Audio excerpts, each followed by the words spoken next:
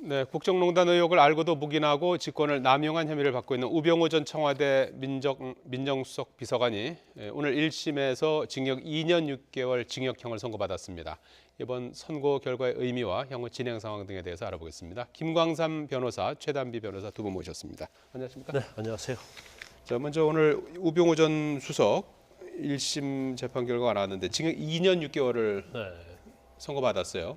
어느 정도 양인 겁니까? 일단 뭐 검찰이 구형을 8년 했잖아요. 예. 근데 2년 6개월 나왔으면 굉장히 구형이 예. 굉장히 가볍지 않냐 이렇게 생각할 수가 있는데 예. 일단 판결한 내용을 좀 살펴봐야 합니다. 예. 8개 범죄 사실 중에서 한 4개 정도가 무죄가 나왔어요. 예. 그러면 뭐 구형 기준으로 한다 하면 한 4년 정도 구형할 수 있는 거겠죠.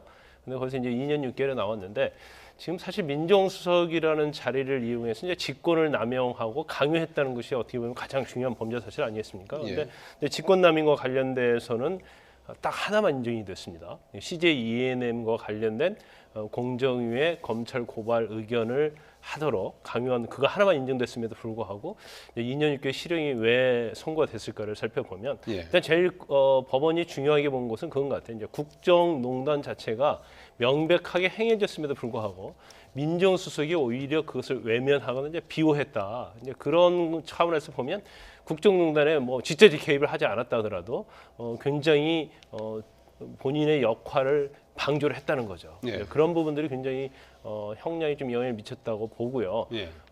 그런데 사실 뭐 2년 6개월이 이제 국민의 시각에서 보면 형량이 좀 적다고 느낄 가능성이 큽니다. 예. 하지만 이제 범죄 사실 전체적으로 보면 그래도 적당한 형량을 선고한 것이 아닌가 그렇게 저는 생각을 합니다. 예. 직무유기 직권남용 경우 보통 형량이 어느 정도 되는 겁니까? 직무유기는 1년 이하 징역이에요. 그러니까 형량이 굉장히 낮습니다. 아, 그리고 직권남용 5년 이하거든요. 예. 그런데 지금 주로 인정된 게 직무유기 직권남용 그리고 국정감사 불출석 그다음에 특별감찰관법 위반이거든요. 그래서 이제 4가지 범죄 사실에 대해서 법원이 징역 2년 6개월을 선고한 겁니다. 우 전 수석이 최후 진술을 통해서 검찰의 구형이 지나치다, 정치보복이다 이제 네. 이런 반박을 하기도 했었는데 우 전 수석의 주장이 먹힌 건가요?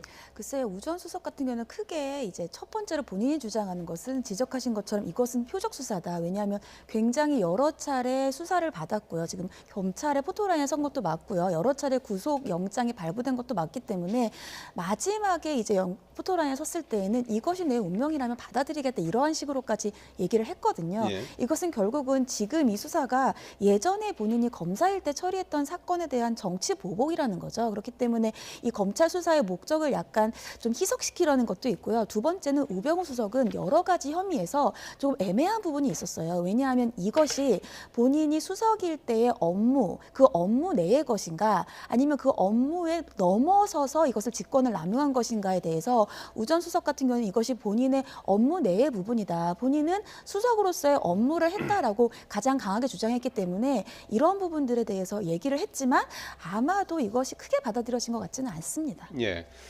그 좀 전에 말씀하신 대로 공정위 CJ ENM 공정위 검찰 고발 부분 그게 이제 유죄가 났고 특별감찰관실의 직무 수행을 방해한 것도 유죄가 네. 난 거죠. 이것도 좀 중한 범죄 아닌가요? 맞습니다. 네. 첫 번째로 CJ ENM 같은 경우에는 CJ ENM에서 이것이 약간 좌파적인 성향이다라고 예. 하면서 검찰의 고발을 이제 종용했다는 거예요. 이것은 직권 남용 혐의이고요. 두 번째 말씀하신 것처럼 특별감찰관이 자신을 감찰하려고 해서 이석수 특별감찰관이 그랬더니 이제 직무 수행을 방해했죠. 나에게 이런 식으로 하면은 뭐 조금 위해를 가하겠다 이런 식으로 직무 수행을 방해했는데 이것은 특별감찰관법 위반입니다. 그렇기 예. 때문에 앞서서 김광삼 변호사님 설명해 주신 것처럼 직권 남용이라든지 특별관찰관법 위반은 아무래도 좀 형량이 직무유기보다는 강한 편입니다. 네.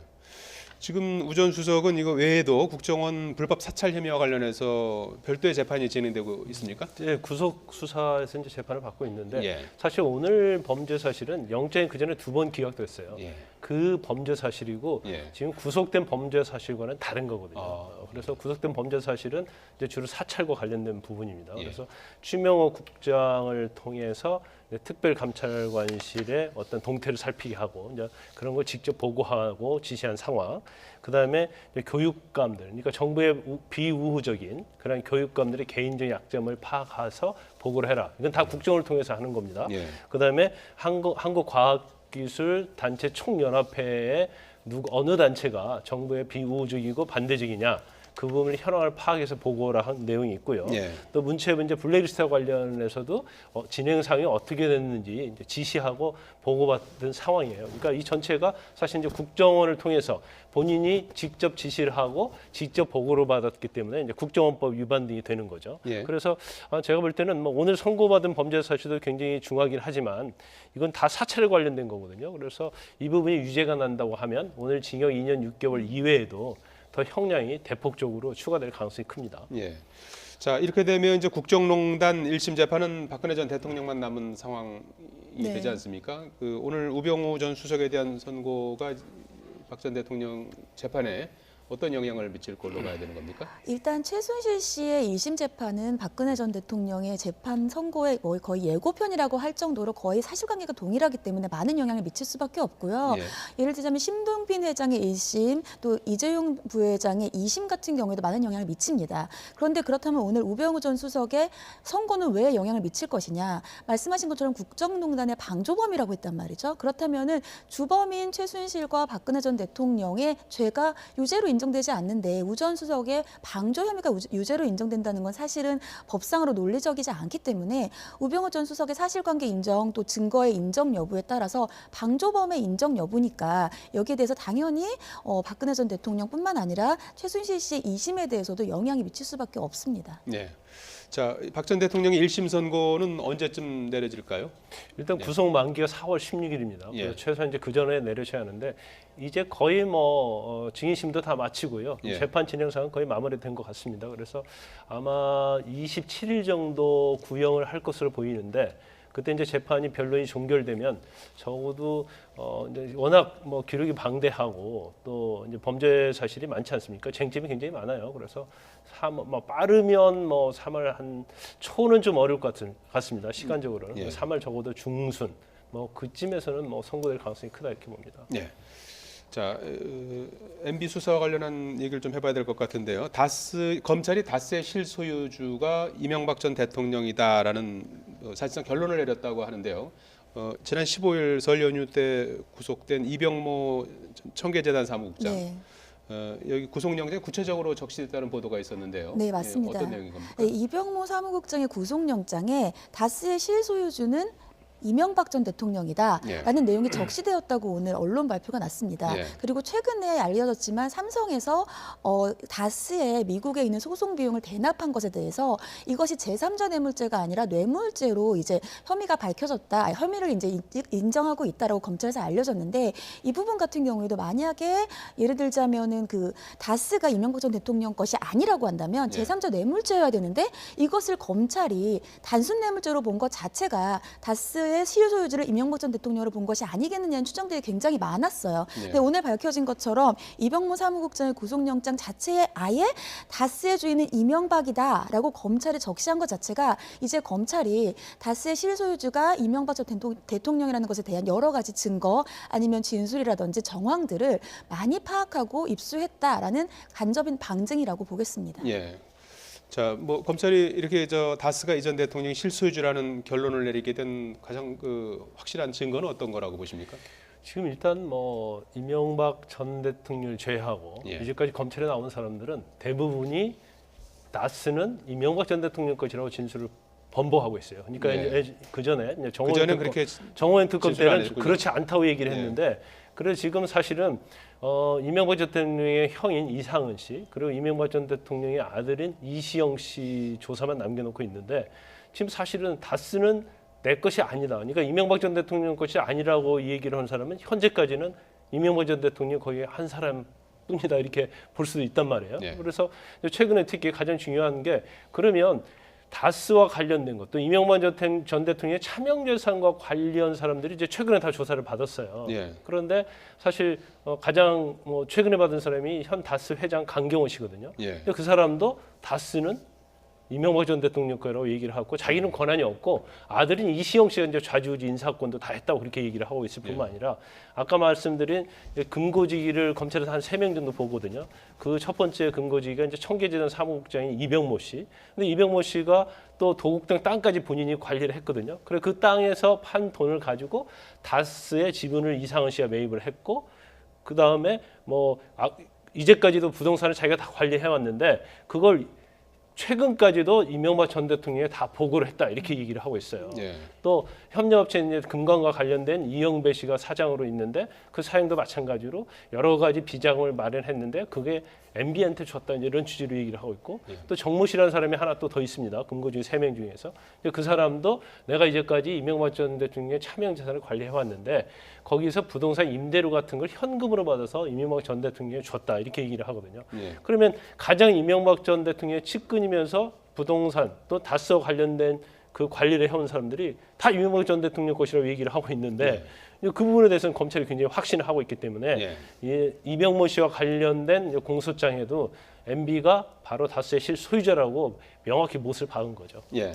다스가 MB 이명박 전 대통령의 것이다. 이 부분이 어떤 혐의들하고 연결이 돼 있길래 중요한 전제가 되는 거죠? 그렇죠. 이 다스가 누구 것인가가 왜 중요하냐면 이 다스는 앞서 잠깐 지적해 주셨지만 도곡동 땅에서의 돈이 다스에게 흘러갔고 다스에서의 돈이 BBK로 흘러갔습니다. 근데 BBK에서 다시 돈을 회수해 왔죠. 그렇기 때문에 이 직권남용 혐의라든지 아니면 다스 내에 있던 돈을 지금 비자금을 여러 조성한 정황 등이 드러나는데 이런 것들이 지금 횡령이라든지 배임과 관련이 있거든요.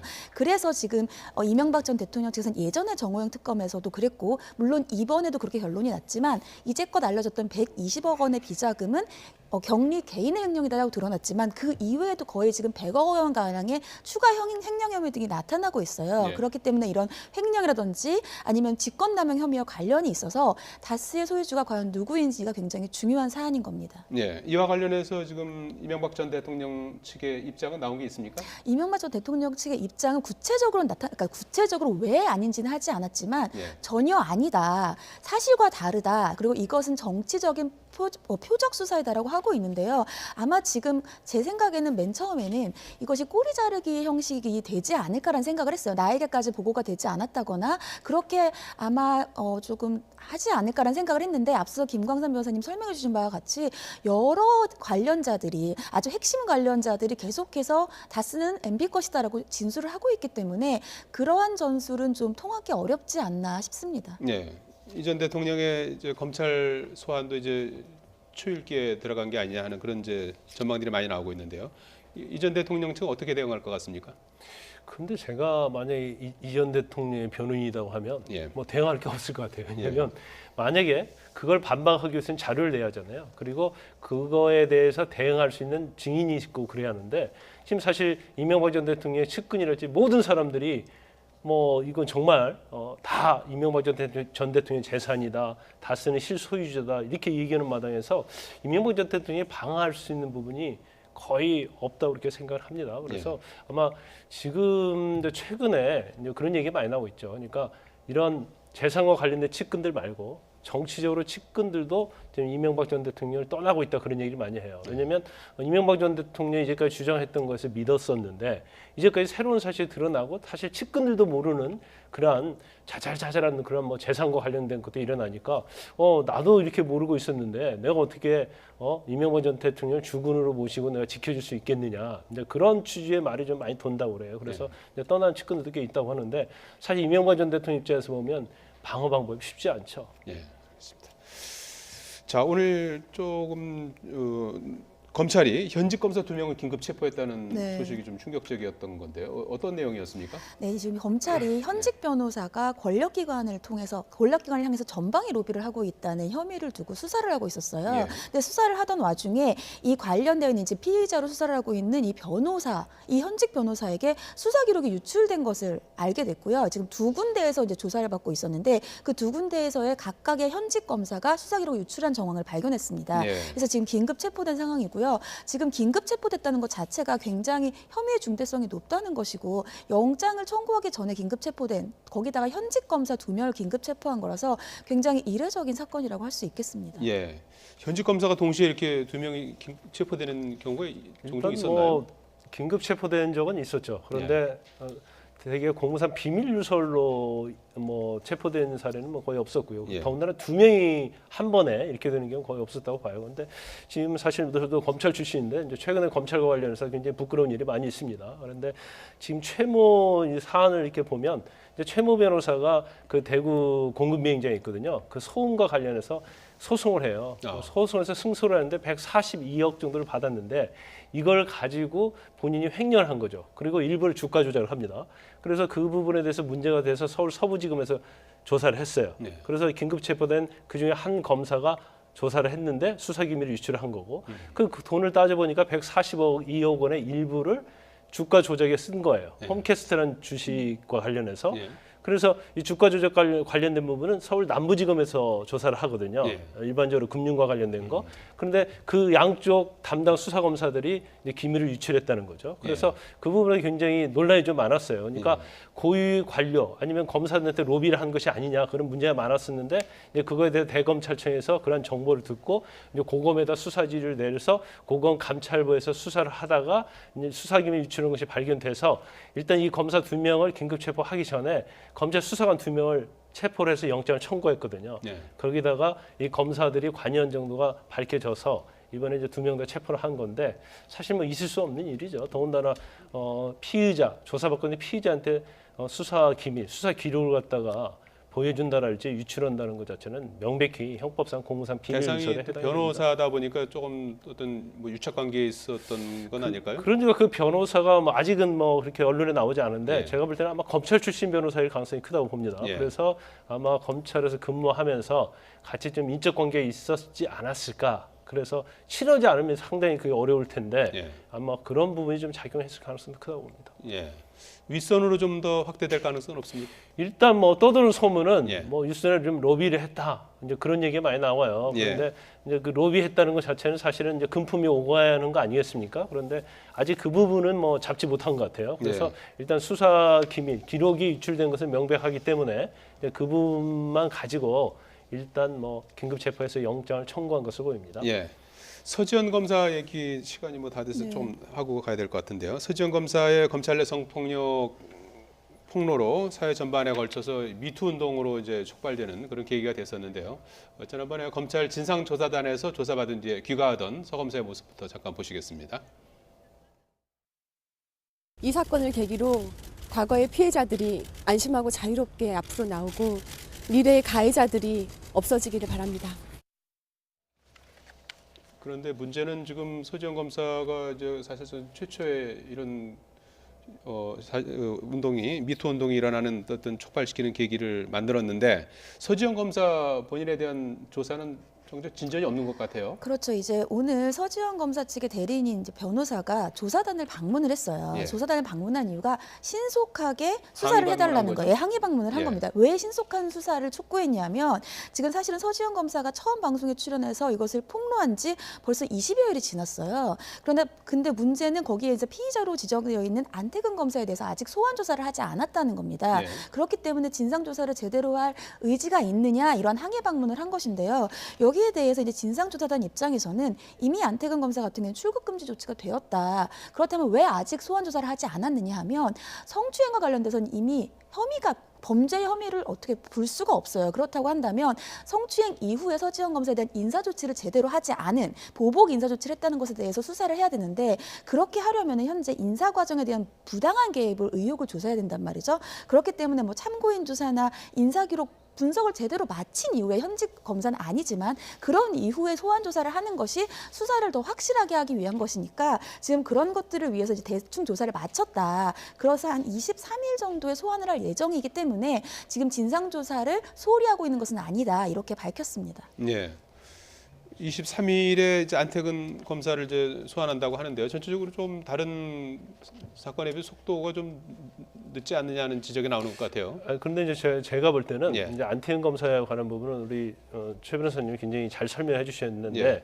일반적으로 그냥 뭐 그때 강제추행을 했느냐 안 했느냐 그것만 조사하면은 굉장히 쉽죠. 예. 그럼 빨리 와서 조사 받으라고 해야 하는데 예를 들어서 그것만 조사하고 돌려보냈다랄지 그러면 사실은 그건 이미 친고죄에 해당되기 때문에 처벌할 수 없거든요. 그러면 지금 검찰 진상조사단에서 제일 집중하는 부분은 인사보복과 관련된 부분이거든요. 예. 그러면 2015년에 일어난 인사보복에 안태은 전 검사가 얼마나 관여했느냐.